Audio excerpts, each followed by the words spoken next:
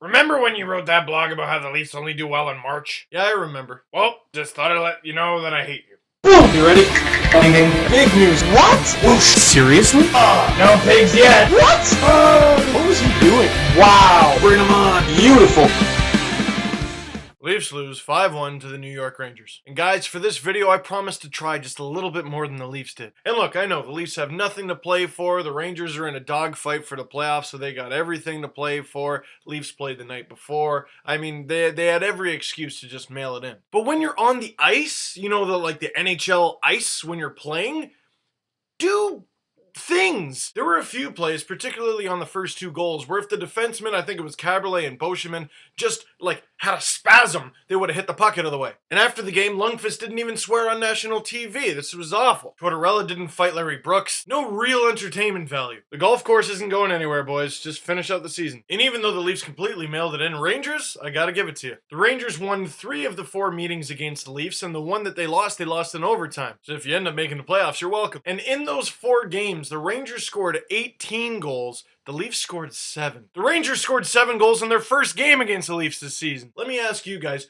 who do you want to see make the playoffs in the East? Personally, I want to see the Rangers make it. And you know what? A lot of fans hate Sean Avery. I don't like a lot of the things he does. But in the playoffs, he just takes his antics up to a whole new level that it's good TV. Like, tell me you didn't kill yourself laughing a few years ago when he made Kovalchuk spaz out. The one good thing I will say about this game, Dion Phaneuf finally gets his first goal as a Maple Leaf. And yeah, I know it was his first goal since the trade, but I'm just happy he scored it so you can at least say he scored 1. Which is 10% of the goals that the Leafs that got traded to Calgary got. And even better, only 2 Leafs finished this game not with a minus rating, and that was Christian Hansen and Dion Phaneuf. And what the heck, it's the second last game of the season, so I'll make this a question of the game as well. Dion Phaneuf, captain? I'd like to see him be captain. I mean, he's tough. It looks like he's willing to do anything for the team. You could argue that he's the best player on the Leafs. I would just like to see a captain for a change. And there hasn't been a captain since Sundin was around because no one deserved it. But just like I'm tired of seeing the Leafs miss the playoffs, I'm tired of seeing them without a captain. Speaking of the playoffs, I asked you guys to give me a list of historic events that have happened since May 4th, 2004.